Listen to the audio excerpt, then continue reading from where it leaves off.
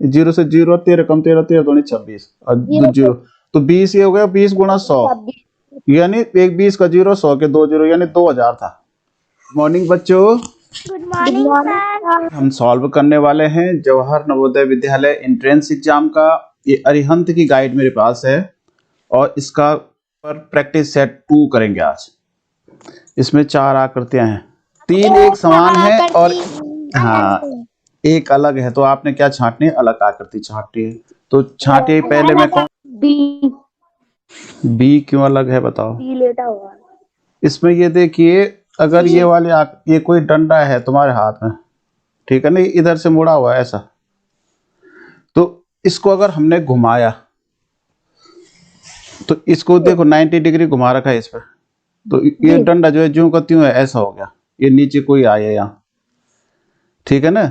फिर इसको 90 डिग्री घुमाया मानो इधर को, तो इसका मुंह इधर होना चाहिए था सी में, और ये वाला मुंह इधर होना चाहिए था। ऐसे घुमाए तो ये देखो ये डंडा भी मैच कर रहा है, लेकिन ये उल्टा हो गया यहाँ पूरा। ये देखो जैसे मैंने ये घुमा दिया तो बी की तरफ बन गया कि नहीं बना पहला। फिर जैसे 90 डिग्री ये घुमा दिया तो देखो इसको सी की तरह ऐसा होना चाहिए था, मतलब नीचे का मुंह इधर होना चाहिए था जो पहली आकृति में हुआ। यहाँ पे देखो ए बी सी डी, इन चारों में कौन सा लग रहा है आपको? अलग ए लग रहा है, क्योंकि सब मल्टीपल के निशान है और ये क्या है? ये एडिशन है। इस पे देखिए इनमें से तीसरे सवाल में कौन सा अलग लग रहा है? ए। ए क्यों अलग है बताओ? सर क्योंकि उस पे 3 बिंदु है और सब पे 2 बिंदु है। सबके 2 बिंदु हैं, सबकी 2 आंखें दिखा रखी हैं और कुछ नहीं। चौथे वाले में देखिए कौन सा है? ए। हाँ, ये बाहर के जो चाप हैं ये बाहर की तरफ है सब में, और ए में क्या है? अंदर की तरफ है। 5वां प्रश्न है, इसमें एक आकृति दे रखी है और सेम आपने इसी के जैसी आकृति इसकी उत्तर आकृतियों में से खोजनी है। तो देखिए सबसे पहले सी तो कट गया क्योंकि सी एकदम से व्हाइट है। अब इनमें से देखिए जिसकी किरणें और सब कुछ मिल रहा है, मैच कर रहा है। देखो डी भी कट गया क्योंकि डी, हाँ देखो इसके किनारे किनारे की डंडियां 2-2 नहीं है बी में ना, तो ये वाला। अब 7वां भी देखिए, 7वां ये पत्ते की जैसी आकृति है, इसकी जैसी कौन सी है? Same to same. 8वें वाले प्रश्न में इसकी तरह एक कैप्सूल जैसा बना है, इसके ठीक जैसी कौन सी आकृति है? हाँ देखो बी है। ये ए वाला बहुत चौड़ा है, सी वाला और चौड़ा है, और इसके अंदर हो गई है लाइनिंग, और इसके बाहर है, तो बी वाला बिल्कुल सही है। यहाँ देखो एक पेड़ बना है, जैसे हिमालय पर्वत के जो पेड़ होते हैं इसके जैसे, कौन सा मिल रहा है? या तो ए होगा या तो डी होगा, लगभग मैच कर रहे हैं। इसमें से देखो कौन सा सही है? बिल्कुल सही है ए, क्योंकि डी वाले में क्या है? यहाँ नीचे लाइन खींच रखी है, जबकि इस पे लाइन नहीं है। इस जगह पे कौन सी आकृति आएगी? तो क्योंकि हमने इसको ऐसे ही मिलाना है जैसे ठीक ऊपर मिला रखा है ये, और ये हो जाएगा जी। तो कौन सा मैच है? कौन सा होगा? डी। अब इसको भी ऐसे ही मिलाना है, आपने इसको भी पूरा करना है जैसे ऊपर मिला रखा है। इधर से देखो चारों खानों में ऐसे ही बना रखा है, इधर से ये ए मैच कर रहा है ना। हाँ, एक निश्चित पैटर्न पे चित्र दिए गए हैं, 3 स्थान भरे हुए हैं, तो चौथे स्थान पे आप लोगों ने बताना है कि कौन सी आकृति आएगी। ये उत्तर आकृतियां दे रखी हैं। तो देखिए पहले जो चंद्रमा जैसे बना है आधा, ये जो है 90 डिग्री क्लॉकवाइज घूम गया भाई, इसको बोलते हैं क्लॉकवाइज घूमना, इधर को जो चीज घूम रही है घड़ी की सुई की तरह। फिर ये 90 डिग्री घूमा, ऐसा हो गया, तो 90 डिग्री फिर घूमेगा तो ऐसा हो जाएगा। तो कौन सा उत्तर होगा? बी वाला होगा। यहाँ देखो, यहाँ प्लस का निशान है, यहाँ एक वृत्त है, यहाँ प्लस का निशान है, ये वृत्त देखो ऊपर आ गया, 2 वृत्त और आ गए यहाँ, ठीक है ना। इसमें देखो फिर ये प्लस का निशान है, एक वृत्त यहाँ चला गया और यहाँ 2 वृत्त आ गए, यहाँ एक ही वृत्त गया और यहाँ 2 आ गए, और यहाँ कितने हो गए? 3। तो अब क्या होगा? अब ये जो सिंगल वाला वृत्त है वो किस पे जाएगा? यहाँ जाएगा, और यहाँ तो 2 रहेंगे, यहाँ 3 रहेंगे, और यहाँ 4 हो जाएंगे। बी वाला करा। देखिए एक वृत्त है, इस पे ऐसे 90 डिग्री का कोण इधर को बन रहा है, ठीक है ना, लगभग ये दो जी। तीर 90 डिग्री के कोण में है। अब जो ये वाला तीर है देखो, ये आगे आ गया इस पे, दूसरी आकृति में आया कि नहीं जी। आया, तीसरे में कहाँ चला गया, फिर 90 जी। डिग्री घूम के यहाँ चला गया। तो बताओ बेटा चौथे जी। में कैसा होगा। तो चौथे में फिर ये 90 सी डिग्री घूम के इसी के ऊपर चला जाएगा कि नहीं जाएगा। बी वाला होगा। एक पहले दो लाइनें थी ऐसी, अब एक लाइन और जुड़ी, फिर एक लाइन और जुड़ी, तो एक लाइन और जुड़ जाएगी, ऐसे हो जाएगा। जी। तो कौन सा होगा, जो चौथी आकृति पे कैसे फिलअप होगी, ऐसे करने हैं, ठीक है ना। तो जैसे एक लाइन ये पूरी दे रखी है, तो इस लाइन को भी हम यहाँ मिला देंगे, इसका भी हम ऐसी वर्ग बना देंगे जैसे और बनाया 3 खानों में। सी बिल्कुल सी वाला मैच कर रहा है। इसका हम क्या करेंगे, केवल यहाँ ऐसे मिला देंगे, अंदर वाला भी ऐसे ही मिला देंगे क्योंकि वृत्त बन रहा है। तो कौन सा सही होगा, जी। ए वाला होगा भाई। सी क्यों होगा, पहले चित्र का जो संबंध दूसरे चित्र से है वही संबंध तीसरे चित्र का किस चित्र से है, ये आपने बताना है। ये पंचभुज है, पंचभुज जो है 90 डिग्री इधर घूम के, 90 डिग्री बोलते हैं जब यहाँ से यहाँ कोई चीज घूमती है तो 90 अंश घूमती है। तो और उसके बाहर जो है ना चतुर्भुज आ गया। चतुर्भुज कहते हैं 4 भुजाओं की आकृति, पहले वो अंदर 5 भुजाओं की है। अब यहाँ देखो ये भी 90 डिग्री घूमेगा, तो 90 डिग्री घूम के तो ये तो ऐसे ही रहेगा भाई, थोड़ा छोटा हो जाएगा। लेकिन इसके बाहर कौन सी आकृति आ जाएगी, बताएगा कोई, क्योंकि ये हाँ तो 3 भुजा वाली आएगी ना। ये अंदर तो 4 भुजा वाला रहेगा, बाहर 3 भुजा वाली रहेगी, तो कौन सा आंसर होगा, हाँ ए होगा आंसर भाई। देखो ये गुणा का निशान है, यानी ये दो रेखाएं क्रॉस एक दूसरे को कर रही हैं। अब यहाँ ये दोनों अलग अलग हो गई, समांतर हो गई, क्रॉस नहीं कर रही है। अब यहाँ देखो कितनी रेखाएं एक दूसरे को क्रॉस कर रही हैं, यहाँ 4 रेखाएं एक दूसरे को क्रॉस कर रही हैं। तो ये चारों लाइन जो है समांतर हो जाएंगी और कैसी होंगी, जैसी ये है इसी दिशा में होंगी। तो आंसर क्या होगा, सी। ये देखो पंचभुज ऊपर को था, ये नीचे को हो गया। यहाँ पंचभुज के अंदर जो है त्रिभुज आ गया, तो ये ऊपर को है तो ये नीचे को हो जाएगा, तो यही तो होगा ए वाला। ये वृत्त के अंदर त्रिभुज है, ये उल्टा हो गया, त्रिभुज के अंदर वृत्त चला गया। वर्ग के अंदर वृत्त है तो यहाँ उल्टा हो जाएगा, वृत्त के अंदर क्या हो जाएगा, वर्ग हो जाएगा, डी वाला। तो में हमें क्या करना है कि जो खाली आकृति है, जैसे इसके बीच में एक खाली है, स्थान छूटा हुआ है, इसको आपने खोजना है। तो देखिए सेम इसकी तरह कौन सा है, कौन सा लग रहा है, ए की बी की सी की डी, बताओ। बी लग रहा है ना, 22 का बताओ।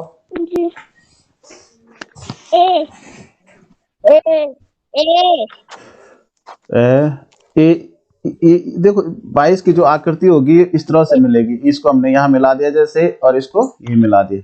अब देखो इसकी तरह जैसे लॉ जैसे लिखा है, हाँ तो देखो बिल्कुल ए मिल रही है, इसको ऐसा मिलाओ यहाँ ऐसे, ठीक है ना, इसका त्रिभुज जैसा बन रहा है। तो इसमें देखो, अब देखो जो सबसे ऊपर तो आयत हो और नीचे 2 बराबर ऐसे त्रिभुज जैसे हो, नोक निकले हुए, तो ऐसा किसका है, 24वां। देखो इसका पूरा वृत्त बनाना आपको ऐसा। तब देखो कौन सा मैच कर रहा है, यहाँ ऊपर देखो 1 2 3 है बराबर दूरी पे, कौन सा सही है, ए वाला, हाँ बिल्कुल सही है। ऊपर तीर है और इधर ऐसा है। अब ये सी से मैं अगर इस तरफ शीशा हो सामने तो कैसा दिखेगा ये एस, तो एस तो ऐसा हो जाएगा भाई, बी। और यहाँ 2 लाइनें, होगा कि नहीं होगा, जी बी। तो बी वाला सही है कि नहीं, ये बताओ। सही है, सही है। इसमें देखो अंतर पंचभुज है, अब बाहर ऐसा है कि बी के जैसा कि सी के जैसा कि डी के जैसा, से संकरा है यहाँ, तो ये संकरा ऊपर ही तो रहेगा जी, ये नीचे थोड़ी रहेगा संकरा, और ये पंचभुज का मुंह भी ऊपर ही रहेगा जी। तो कौन सा है, बी वाला। तरह की आकृति है, ये शीशे में कैसे दिखेगी ये आपको बताना है, ऐसे हो जाएगी। अभी देख रहे हो। इसके जैसा जो होगा वही आंसर होगा। ये देखो अब मैंने वापस कर दिया, देख रहे हो कि नहीं देख रहे हो? अब देखो फिर वैसे ही कर दिया, ये देखो देखो। तो कौन सा उत्तर होगा इसका? लिखा है ETR, ये लिखा है। तो ETR ये को हमने घुमाया तो ये ऐसा हो गया, इधर को आ जाएगा। T जो है इधर को है तो ये T को शीशे की तरफ ऐसा हो जाएगा। R जो है, हाँ R का मुंह जो है इधर को हो जाएगा और ऐसा हो जाएगा। बोलो तो कौन सा मिल रहा है बताओ? बी मिल रहा है। देखो R का मुंह इधर, देखो यहाँ R का मुंह शीशे की तरफ है, तो जब शीशे की दूसरी तरफ देखेंगे तो यहाँ भी R का जो लंबा वाला मुंह है ये नोक है। कागज के टुकड़े पे आधारित प्रश्न है। आपने कागज को, ऐसा कागज आपके पास था, कटा हुआ कागज, और इस कागज को क्या किया आपने? ऐसा मोड़ा, ऊपर का कोना तो बीच में मोड़ दिया, यहाँ का कोना भी बीच में मोड़ दिया। फिर इसको एक मोड़ और डाल दिया इधर को, इस पे छेद कर दिया दो, एक इधर और एक इधर। जब एक इधर और एक इधर छेद होगा तो एक इधर और एक इधर हुआ, तो क्योंकि जब ये मुड़ा हुआ कागज है तो इसके जो यहाँ छेद हुआ, तो जब इसको खोलेंगे तो इसका छेद यहाँ आ जाएगा और एक यहाँ आ जाएगा, मतलब बिंदी आएगी। तो इसलिए इसका उत्तर जो है ना D होगा। एक कागज हमने मोड़ा इधर को, ये गोल वृत्ताकार कागज था, फिर हमने एक फोल्ड यहाँ ऐसा कर दिया इसका, यहाँ पे अब इतना रह गया कागज हमारे पास, और यहाँ पे हमने ऐसा काट दिया भाई इसको। लेकिन जब ये कटा हुआ भाग हम खोलेंगे, इधर को खोलेंगे पहले इधर को, तो ये कटा भाग इधर जाएगा और ये छेद यहाँ आ जाएगा। फिर हम क्या करेंगे, जब इसको पूरा ऊपर को खोलेंगे तो ये कटा हुआ भाग भी यहाँ आ जाएगा और ये छेद यहाँ आ जाएगा। फिर यहाँ पे कटा हुआ भाग आ जाएगा और यहाँ भी छेद आ जाएगा। तो B वाला तो हो ही नहीं सकता, यहाँ पे तिरछी इसकी दो ही तरफ कटा हुआ है। जो वृत्त बने ये थोड़ा दूर है यहाँ, तो यहाँ ऊपर भी दूर दूर होंगे, तो ये D की तरह तो नहीं होगा। और यहाँ देखो वृत्त जो है ये त्रिभुज के अंदर है, त्रिभुज की सीध में, तो ये त्रिभुज ऐसा जहाँ पे कटा है तो इसकी सीध में थोड़ी है यहाँ वृत्त। तो कौन सा होगा? C वाला होगा। कागज को हमने एक बार ऐसा मोड़ा, फिर दोबारा ऐसा मोड़ा, तो मोड़ करके देखो बेटे ऐसा हो गया। इतनी छोटी आकृति हमारे पास आ गई अब, और इसके अंदर हमने ऐसा बना दिया, काट दिया, मतलब यहाँ पे जहाँ पे ब्लैक है, जब ये कटेगा इधर खुलेगा, ब्लैक नहीं आएगा, और जब ये नीचे को खुलेगा पूरा तो दो ब्लैक यहाँ आ जाएंगे। लेकिन ये आपस में मिल नहीं रहे हैं, क्योंकि ये यहाँ से यहाँ पे इसकी दूरी बना रखी है, तो चार ब्लैक हो जाएंगे। तो किसकी तरह होंगे दिखाओ, उत्तर बताओ। D वाला होगा। C क्यों होगा बेटा? C में तो मिल रहा है ना, ये यहाँ मिला कहाँ है? यहाँ बीच में कहाँ मिल रखा है? हाँ देखो, ये वृत्त को हमने ऐसा मोड़ा, इस वृत्ताकार कागज को, फिर एक फोल्ड इसका ऐसा किया, आप एक फोल्ड करके देखो इतना छोटा बना दिया। लेकिन यहाँ से हमने ऐसा इसको काट दिया, तो जब हम इसको एक बार खोलेंगे, क्योंकि ऊपर हमने यहाँ खुलेगा पहले, तो जब यहाँ खुलेगा पहले तो ये ऐसा ही बन जाएगा, और ऊपर को भी ऐसा हो जाएगा। फिर पूरा खोलेंगे तो इसके चारों तरफ ऐसे ही बन जाएगा भाई जी। D पे तो वृत्त है ही नहीं, B वाला होगा भाई, क्योंकि ये इसका कोण है, देखो इस तरह से है। दिए गए हैं क्वेश्चन में, इन कटआउट से मिलके कौन सी आकृति बन रही है? तो यहाँ देखो कितने वर्ग हैं, 1 2 3 4 5 6 वर्ग। तो यहाँ देखो 6 वर्ग से कौन सा बन रहा है? B वाला बन रहा है। इसमें तो 9 वर्ग हैं, तो B वाला बन रहा है कि नहीं? यहाँ जो है 2 S दे रखे हैं, एक ऐसा सुलटा S और एक उल्टा S। तो इसको मिला करके इन दोनों को अगर हम मिला, इसको हाँ मोड़ सकते हैं, सुलटा उल्टा कर सकते हैं इसको अगर हम ऐसा करेंगे तो ये देखो, और फिर दूसरे को हम ऐसा इसके ऊपर लगा देंगे ऐसा, तो क्या बनेगा? D वाला। तो फिर यहाँ W है और यहाँ V है, इनको मिला करके कौन सी आकृति बन रही है? W है, और इसका भी यहाँ बीच में V रख दिया, बस हो नहीं चल रहा है पता जी। यहाँ देखो ये 4 लाइनें इस तरह से हैं, इसको मिला करके कौन सी आकृति बन रही है? ये तो बहुत ही सरल है, B बन रही है कि नहीं बन रही? ये है आकृति। तो ये आकृति इसके अंदर किस में छिपी है बताओ? ए पे। हाँ, ये तो साफ पता चल रहा है कि ए पे छिपी है। ये वाला उल्टा एफ जैसा दे रखा है, ये किसके अंदर छुपा है? तो जैसे देखो ये तो है, लेकिन यहाँ ये वाला नहीं है इसका। तो ये देखो ये इस पे छुपा है, साफ साफ पता चल रहा है ये है, इसका ये भी चल रहा है। यहाँ देखो ये ऐसा तीर का निशान है, ऊपर ऐसा भी है। अब यहाँ तीर का निशान तो इस पे ऐसा है, लेकिन इसके बीच में डंडा तो है ही नहीं। ये इस पे देखो ये, हाँ ये तीर का निशान है, ये डंडा भी है इस पे, ये वाला, ठीक है। अब ऊपर का ये भी है, ये और ऊपर सीधा भी है, देखो ये है कि नहीं? है जी, बी वाला। हाँ, तो बी वाला होगा।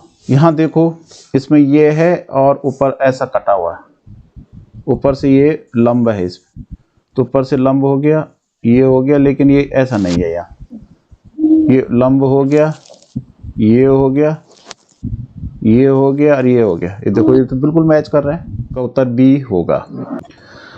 तो चलिए अब गणित का पोर्शन हम करते हैं। पहला प्रश्न है 5 अंकीय बड़ी से बड़ी संख्या, बड़ी वह संख्या जो अंकों 7, 3, 2, 0 तथा 5 से बनाई जा सकती है। तो बड़ी से बड़ी संख्या बनाने के लिए हम क्या करते हैं, कौन बताएंगे?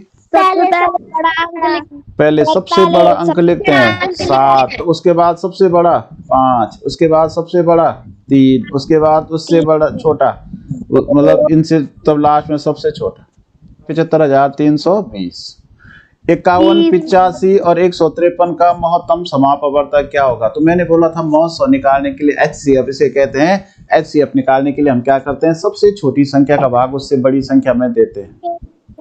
51 से हम डिवाइड करेंगे 85 को, तो 51 कम 51 एक ही बार जा रहा भाग, यहाँ 4 बचा, यहाँ 3 बचा, फिर 34 का भाग हम किस में देंगे? इसमें। तो 34 से कम 34 एक ही बार जाएगा भाई, 2 बार 34 दूना 68 हो जाता है। तो यहाँ 11 में से 4 गया 7 और यहाँ 1 17। अब 17 का भाग देंगे हम 34 में, तो 17 दूनी 34, देखो भाग जा रहा है। तो इसका मतलब इन दोनों का मौसम 17 आया, लेकिन इसमें तीसरी संख्या भी है 153। तो हम 17 से 153 को भी डिवाइड करेंगे, तो 17 नंबर 153 होता है। आता है 17 का पारा? तो इसका मतलब जो इसका मौसम होगा वो 17 56,95,98,08,007 को लिखा जाता है।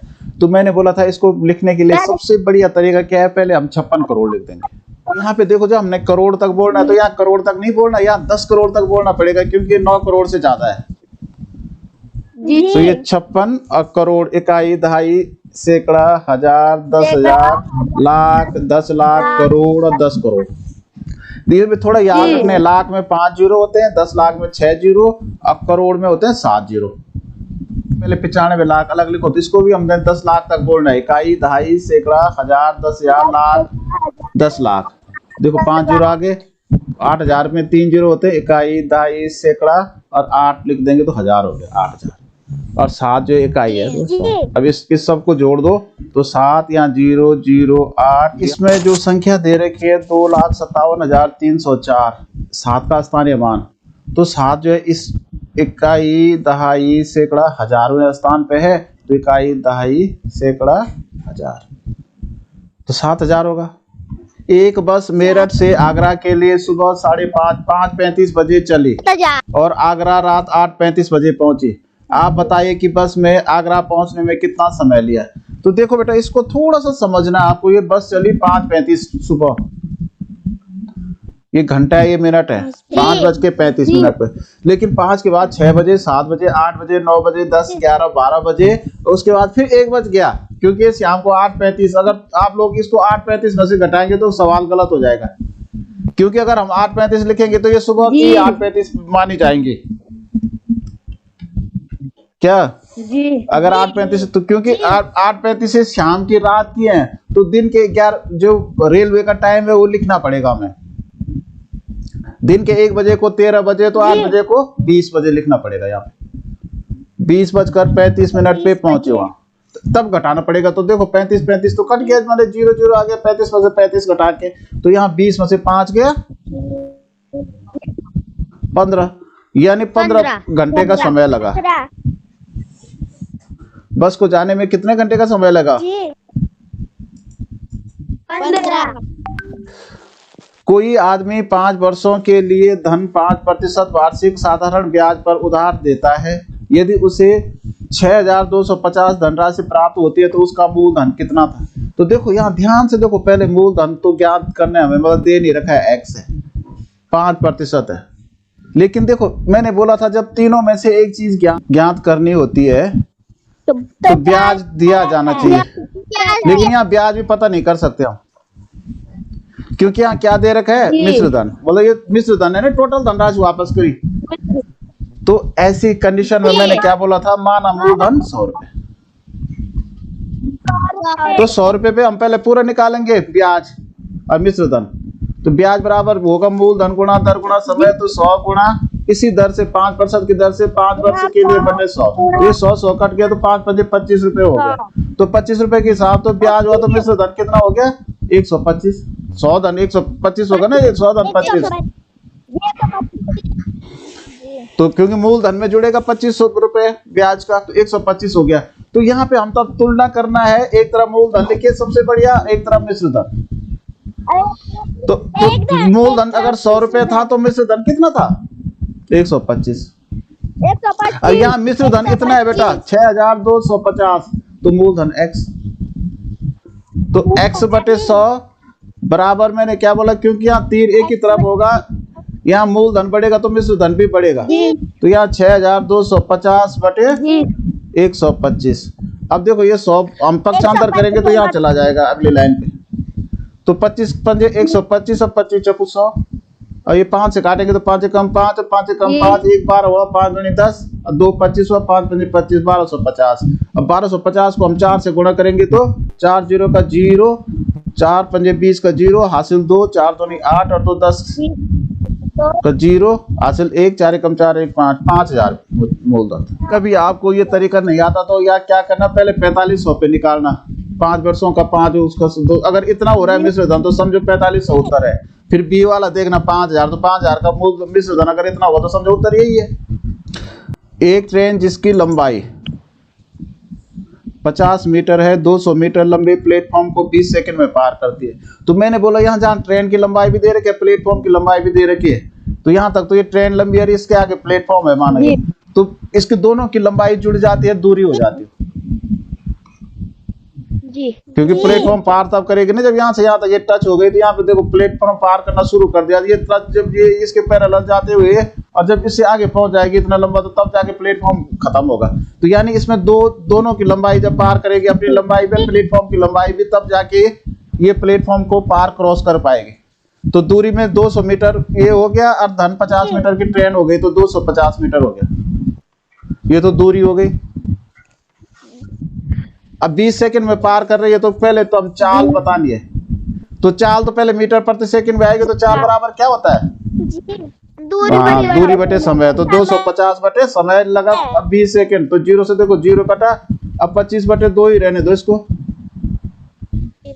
25 बटे 2 मीटर प्रति सेकंड हो जाएगा। यहाँ उत्तर जो है किलोमीटर प्रति घंटा में है, तो इसको किलोमीटर प्रति घंटा में बदलने के लिए देखो यहाँ ध्यान से देखना, 25 बटे 2 गुणा 18 बटे 5, या नीचे भी गुणा 5 हो जाएगा। तो 5 पंजे 25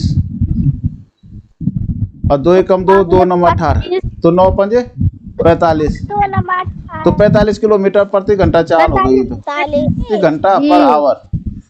यदि किसी वस्तु के अंकित मूल्य 750 को बढ़ाकर 800 कर दिया गया है तो लाभ प्रतिशत कितना है? माना कोई दुकानदार है जो चंडीगढ़ में कपड़े बेच रहे हैं, उन्होंने क्या किया, मूल्य लिखा था वहां 750,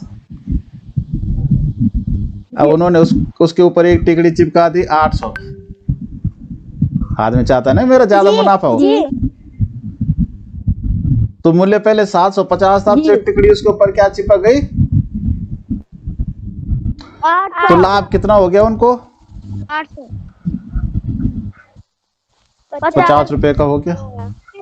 तो लाभ प्रतिशत बराबर क्या होता है बेटा, कोई बता देता है लाभ प्रतिशत कैसे निकालेंगे? लाभ गुणा 100 लाभ गुणा बटे क्रय मूल्य, तो क्रय मूल्य 750 होगा। क्रय मूल्य। तो ये देखो, ये 0 से 0 कट गया। अब 25 से काटो तो 25 दूना 50, 25 3 75।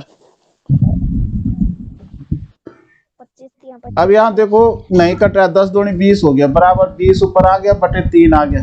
तो 3 का भाग अगर हम 20 में देंगे तो 3 छक्का 18 होता है और यहाँ 2 बचता है, तो 6 सही 2 बटे 3 हो गया। 6 सही 2 बटे 3 प्रतिशत होगा। किसी संख्या के 9 बटे 11वें भाग एवं 2 बटे 11वें भाग का अंतर 77 है, तो वह संख्या निम्न में से कौन सी है? तो मानो वो संख्या जो है x है बेटा, तो x का 9 बटे 11 ऋण 2 बटे 11, इसका अंतर कितना है? 77 है भाई। x गुणा 7 बटे 11 हो गया बराबर 77। तो x बराबर कितना हो जाएगा? 77 यही रहेगा, गुणा ये उल्टा हो जाएगा 11 बटे 7, तो 7 एकम 7, 7 एकम 7, 7 एकम, तो 11 गुणा 11 जो है 121 होता है, तो संख्या 121 होगी। अगर आप इसकी जांच करना चाहें तो जांच कर सकते हैं, क्योंकि 121 का देखो 121 का 9 बटे 11 कितना है? 11 से काटेंगे तो 11 ही होगा, तो 11 9 99 हो गया भाई 11।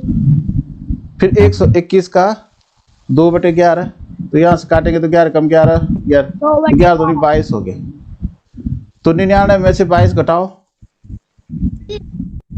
तो देखो 77 आया कि नहीं आया। कोई दुकानदार 5 दर्जन आम 90 में खरीदता है तो 150 आम की कीमत कितनी है? तो सीधा आम लिख दो एक तरफ, यहाँ कीमत लिख दो, सरल तरीका है कि नहीं है। तो पहले आम कितने खरीदे? 5 दर्जन, तो 5 दर्जन को हम सीधा आम की संख्या में लिखेंगे, क्योंकि यहाँ संख्या दे रखी है। तो 5 दर्जन में कितने होंगे? 60 आम 90 के खरीदे तो 150 आम x रुपए की। तो यहाँ अगर आम बढ़ रहे हैं तो कीमत भी बढ़ेगी, तो दोनों का 3 एक ही तरफ, तो x बटे 90 बराबर 150 बटे 60। अब ये 90 जब हम पक्षांतर करेंगे तो यहाँ चला जाएगा ये, तो यहाँ देखो ये कटा ये कटा, तो यहाँ 6 कम 6, यहाँ भी 6 कम 6 3 30 हो गया, तो 6 5 30 15, तो 15 गुणा 15 कितना होता है? 225 होता है। आप लोग कर निकाल सकते हैं, 15 का वर्ग होता है 225। आयताकार खेत की लंबाई चौड़ाई की 3 गुनी है।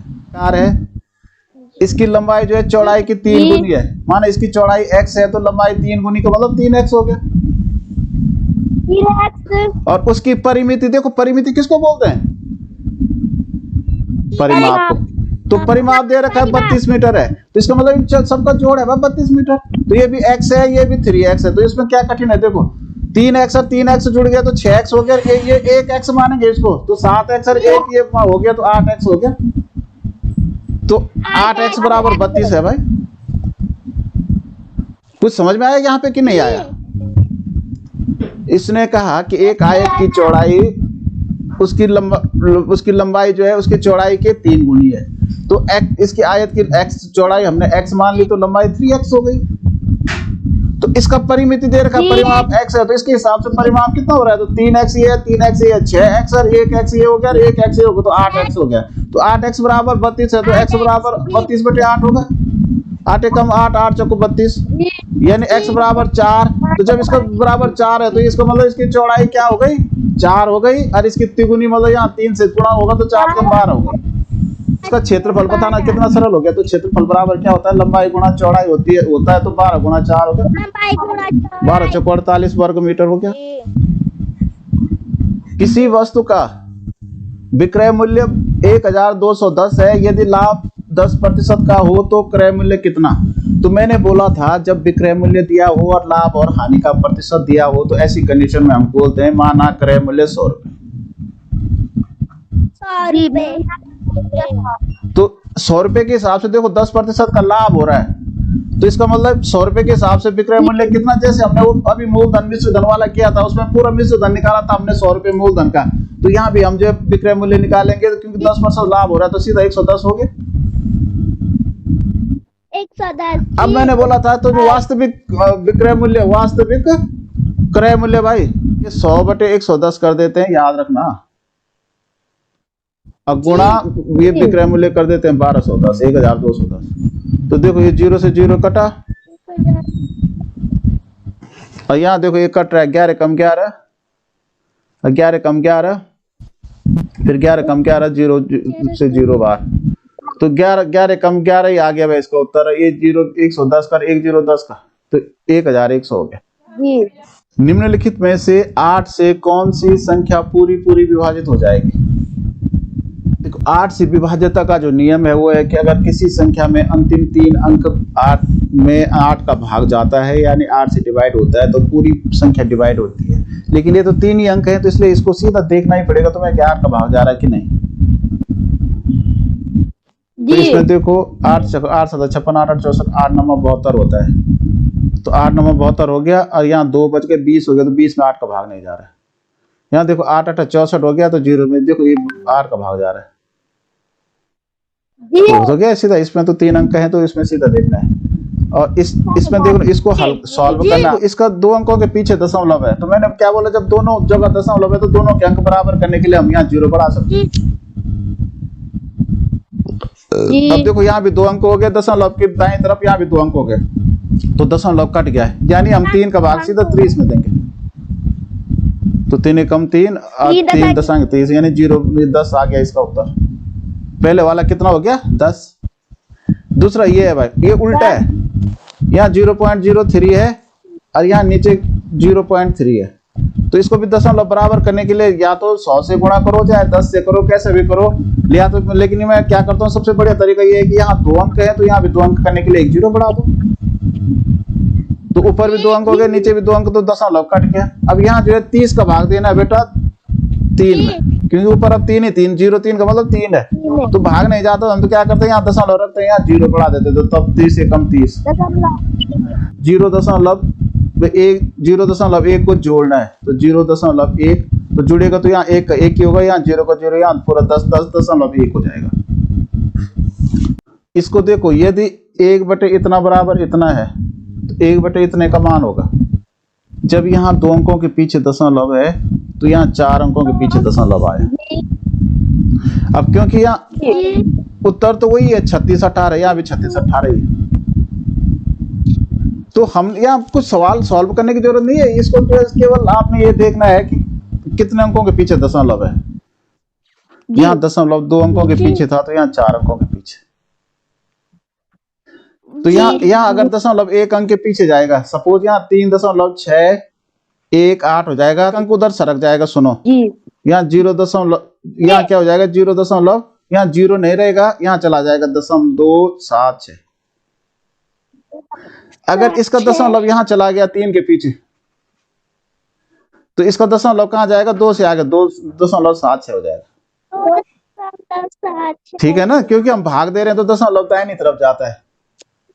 अगर यहाँ एक 0 और बढ़ गया, 0.03618 मान 1 अंक बाएं तरफ चला गया, तो यहाँ दशमलव जो है 1 अंक इधर सरक जाएगा, 27.6।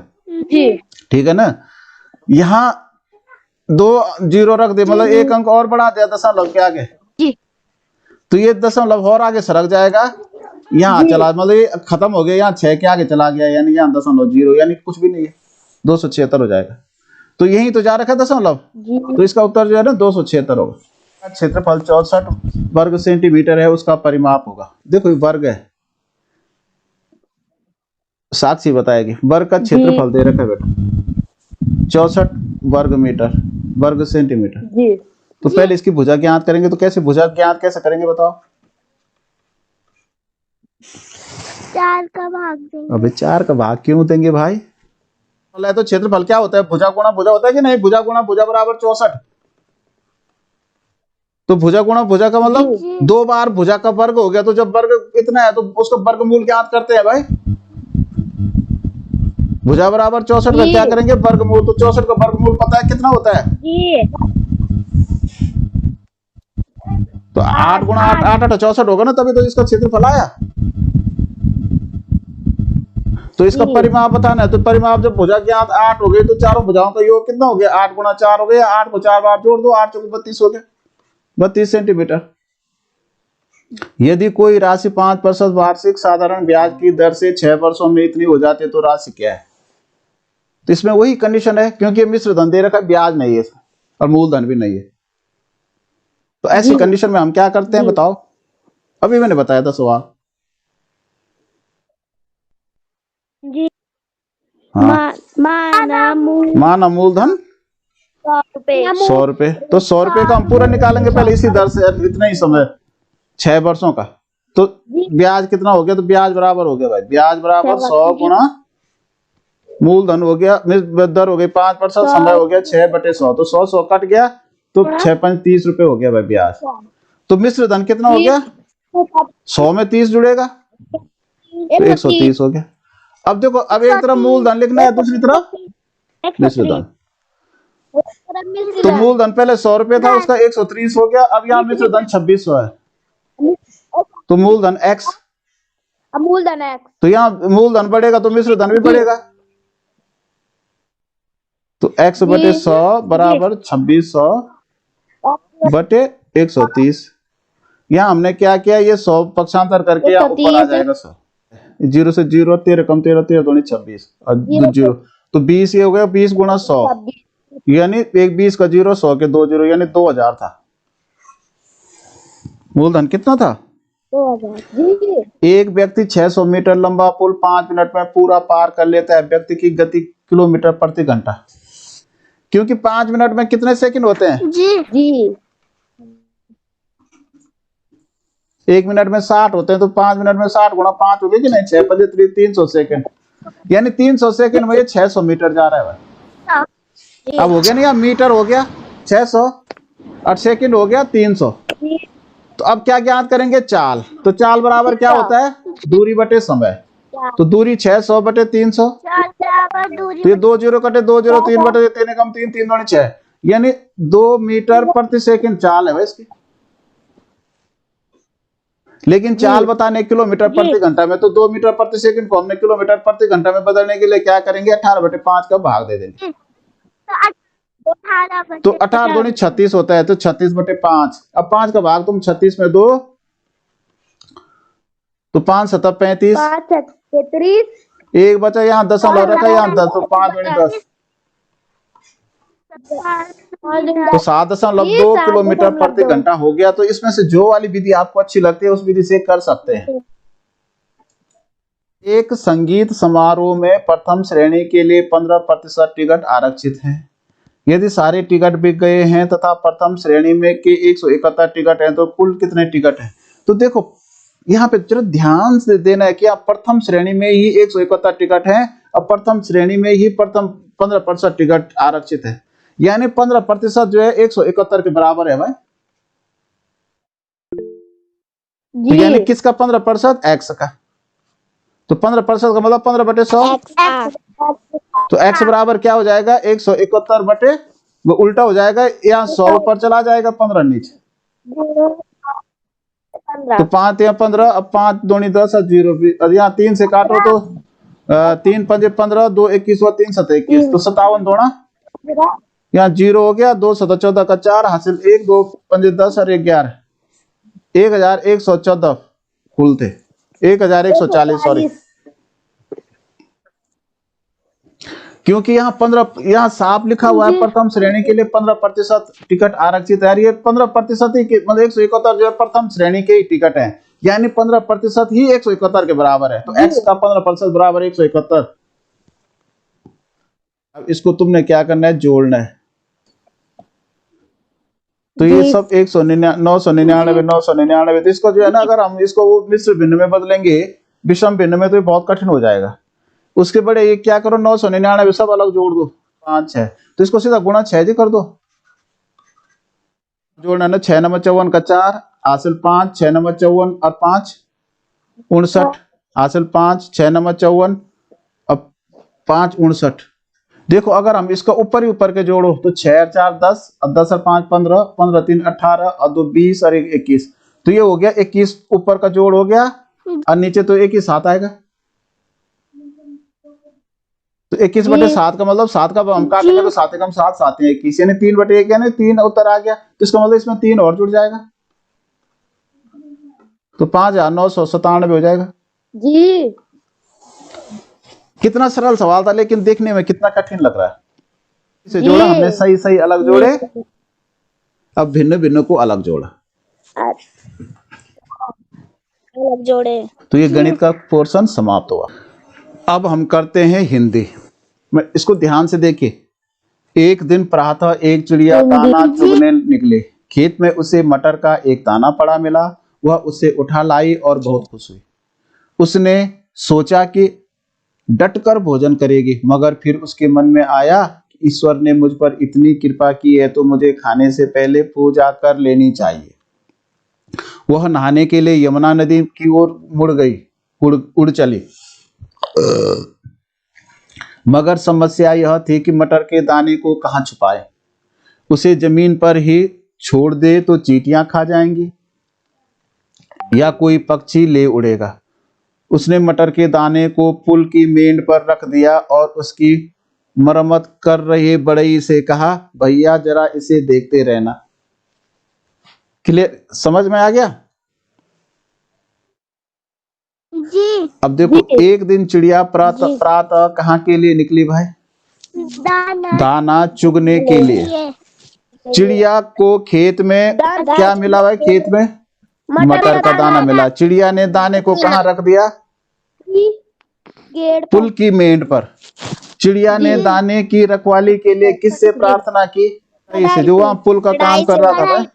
और पक्षी का पर्यायवाची क्या होता है? नभचर, तीर, खर, केतु। नभचर बोलते भाई, नभ माने आकाश में चलने वाला नभचर।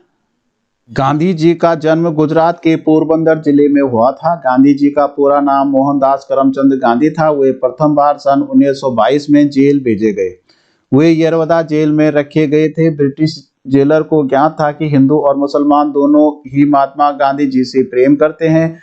उसे डर था कि यदि उसने गांधी जी को ऐसा सेवक दिया जो अंग्रेजी या भारतीय भाषा बोल सके तो वह ब्रिटिश साम्राज्य के लिए अच्छा न होगा।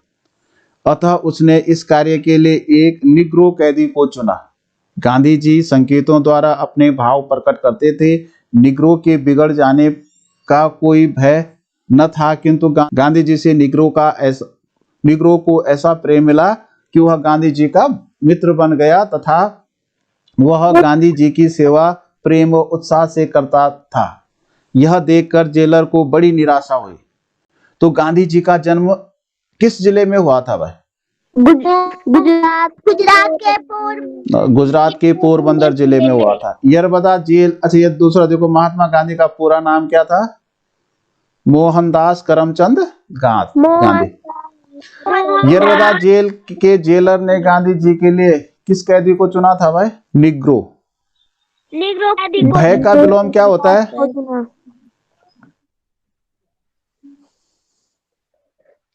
निर्भय होता है भाई। भय का विलोम क्या होगा? देखो कितने अच्छे पर्यायवाची आ रहे हैं। भय का विलोम भाई। ब्रिटिश जेलर को क्या ज्ञात था कि हिंदू और मुसलमान दोनों गांधी जी से प्रेम करते थे, ये उनको पता था।